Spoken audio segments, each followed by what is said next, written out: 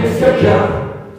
Todos nós somos sabedores que Davi começa o ministério Curas e Milagres, escolheu 12 discípulos, foi traído, e para me encerrar a última fase da vida de Jesus, ele vai subindo para o Getsemane, e quando ele está lá, sentindo a dor da morte, ele começa a orar. A Bíblia diz que a oração foi fervorosa, começou a transpirar, gotejar sangue. Ele olhou e disse: Pai, se possível for, passa de mim do teu cálice, tira ele de mim. Quando ele fala isso, ele volta e diz: Senhor, mas todavia não seja feita a minha, mas a tua vontade. Diga glória a Deus. Quando, meus irmãos, Jesus desce dali, ele é pego, levado até Pilatos, e eu descobri o horário. Como, irmão Jonathan? Escute. Se a Bíblia diz que é o horário de meio-dia, houve trevas, a terra se escureceu. Na quinta-feira de madrugada, Pilatos o interrogou. A Bíblia diz que ele levou 40 chicotadas.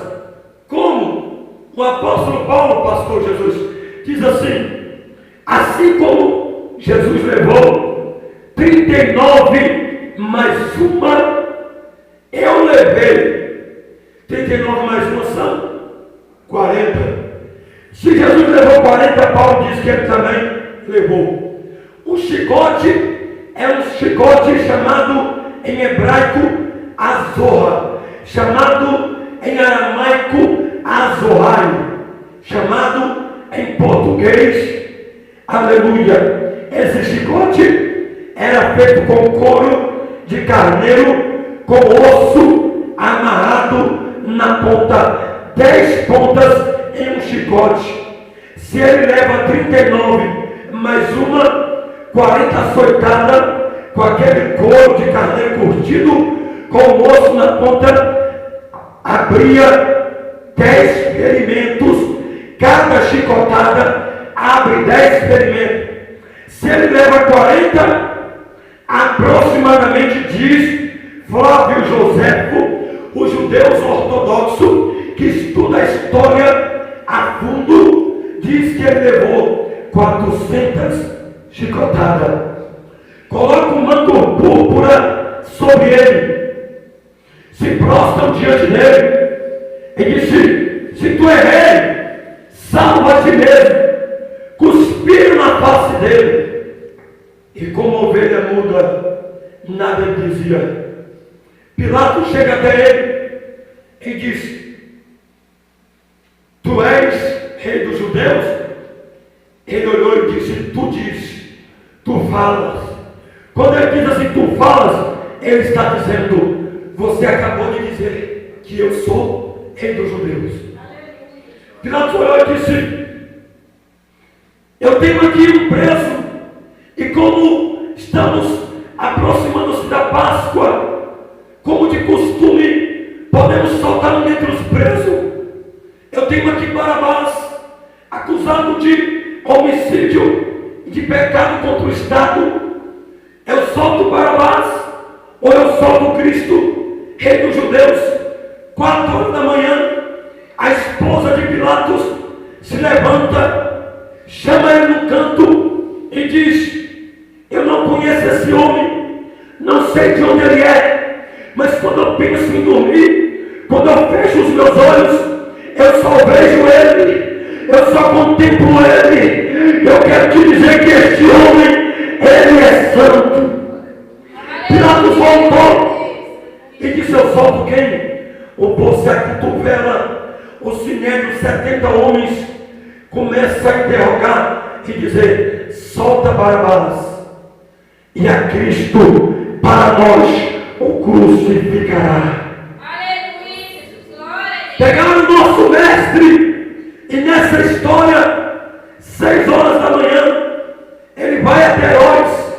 Herodes o interrogou e disse: eu queria te ver, cadê o teu reinado? Faça aí um milagre. Jesus nada dizia. Herodes cospe na face dele, manda ele novamente para Caifa Caifás. Caifa tinha nas mãos, pastor Júlio, um cajado que era passado de herança. Esse cajado era simbologicamente o cajado, a vara de Arão que florescera, que recebeu o nome sacerdotal. Observe que em Apocalipse, quem está gostando, diga amém.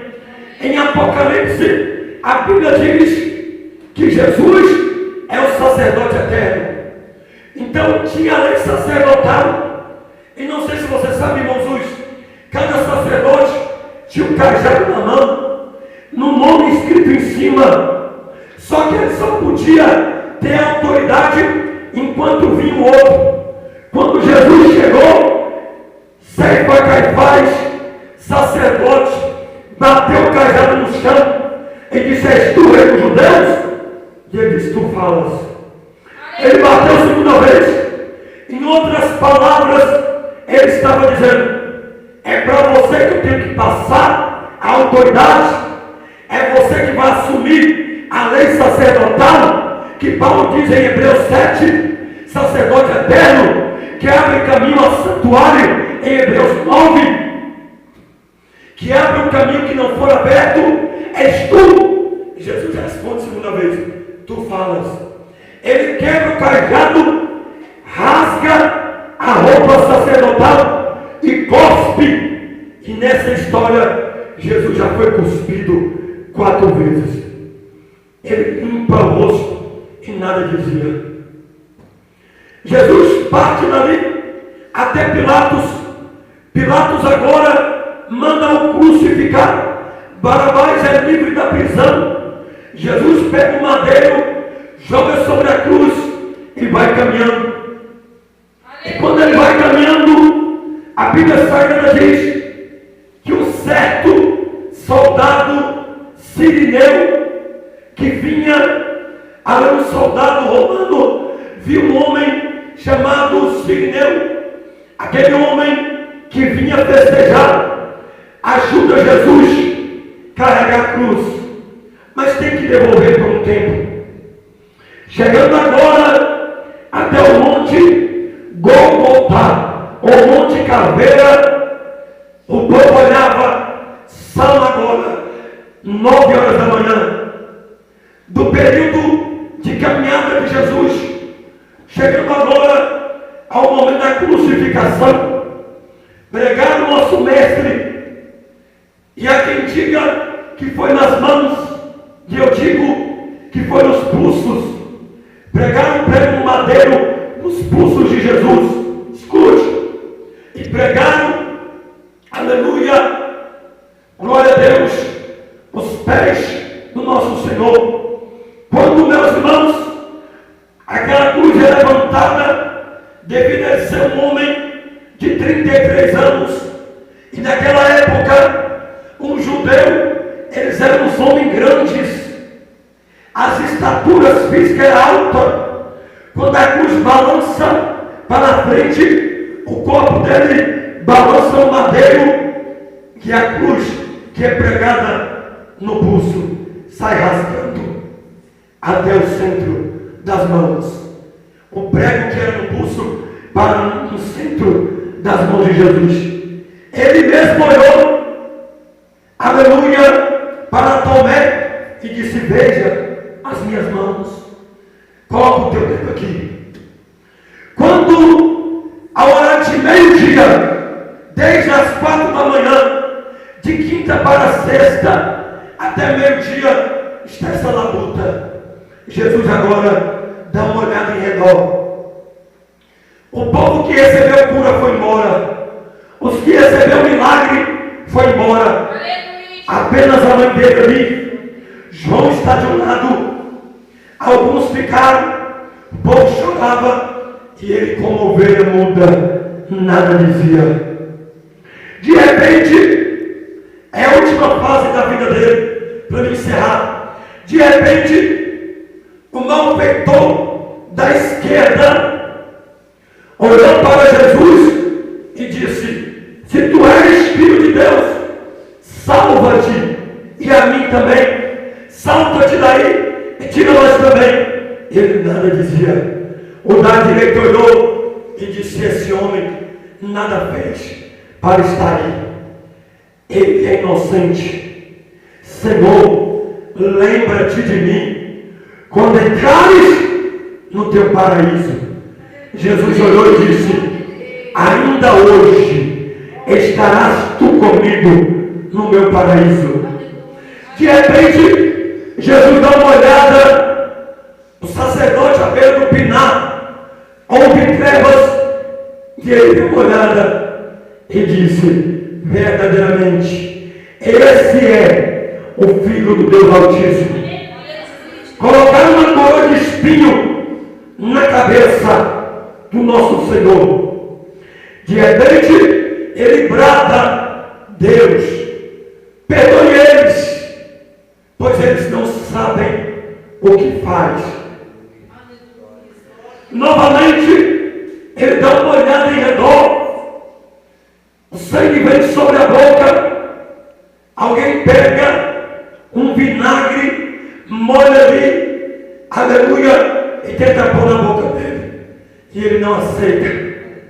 Ele perdia muito sangue.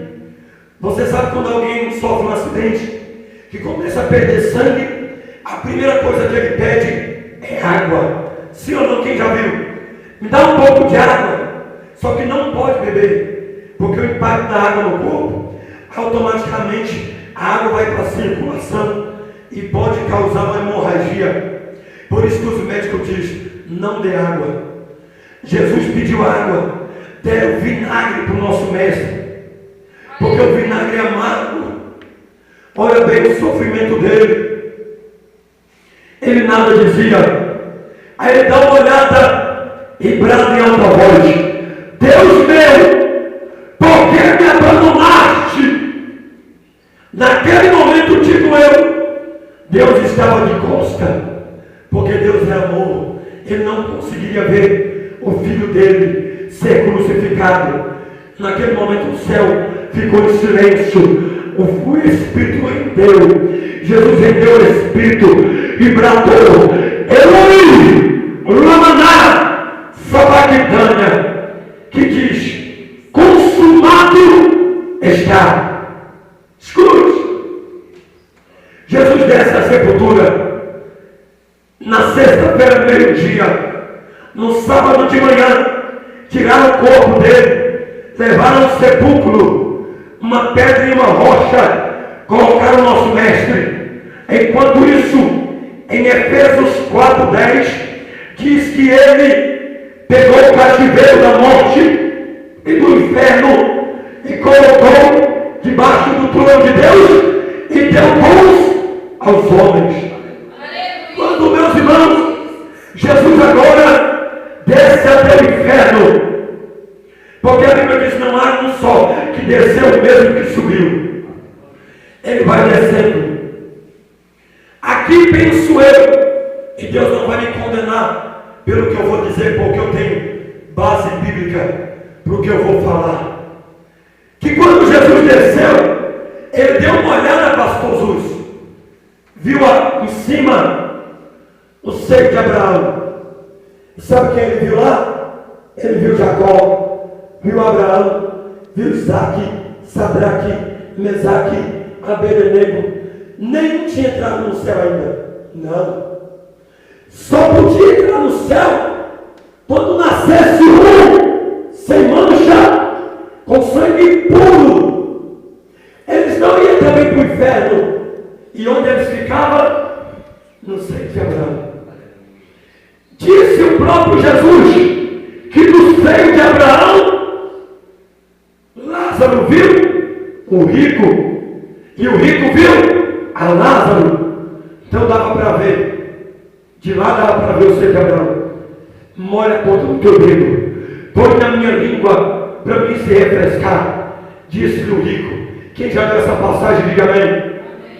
Então, meus irmãos, Jesus dá uma olhada para o servo de Abraão, o semblante dele está obscurecido. A morte, pastor, jogou os aguilhões sobre ele, travou a alma de Jesus. E aqui eu digo que Jesus olhou e disse: morte, não precisa pôr meu nome aí não, tira o meu nome da recepção, que eu não vou ficar aqui muitos dias não. A morte veio adiante dele, travou Jesus. Passa o sábado, sexta tarde, o sábado à noite, no domingo, da madrugada de sábado para o domingo, Jesus quebrou com os aguilhões da morte. Deu uma olhada para o seu Abraão e disse: olha, vou eu agora consumar a morte, vou tomar a chave do inferno e da morte e da vida para os meus cegos, e vocês vão entrar no céu. Escute isso, quando meus irmãos, Jesus quebrou, arrebentou os aguilhões da morte, e eu vou lhe provar como 1 Coríntios, no capítulo 15, a partir do versículo 51, o apóstolo Paulo disse: porque é necessário que isso que era corromptível, o que era corromptível, a morte, se revista da incorruptibilidade, e isso que é mortal se revista da imortalidade. E quando isso que é incorruptível se reverter da incorruptibilidade, e isso que é mortal se reverter da imortalidade, cumprir-se-á a palavra que está escrita: tragada foi a morte pela vitória. Ó morte, aonde está a tua vitória? Inferno, aonde está o teu aguilhão? Na verdade, os aguilhões da morte é o pecado, a força do pecado é a lei, mas graças a Deus, que nos deu a vitória por nosso Senhor e Salvador Jesus Cristo. Aleluia! E ele sai dali, quebrou os aguilhões da morte, aleluia, e se levantou bem cedinho, foi lá no seio de Abraão, fez uma cruzada, testificou o Espírito e voltou, subiu ao céu. Quando Marta, Maria e Madalena vai até o sepulcro no domingo, os anjos olham e dizem: quem você procura não está aqui, não está mais morto, ele já vive. Quando ela entrou, ele estava de pé, glorificado. Quando elas vão abraçar ele disse: não me detenha, eu subo ao Pai, depois eu voltarei. E depois ele aparece a caminhos de Emaús. Depois de ressuscitado, passa 40 dias na terra, vai até o Monte das Oliveiras, prega um sermão, fala das bem-aventuranças vindouras, sobe elevado pela nuvem. Depois o Espírito é derramado, e hoje eu e você temos a oportunidade de vencer todas as lutas, porque em Cristo Jesus somos mais do que vencedores. Jesus pegou o inimigo que pensou que era imbatível, humilhou,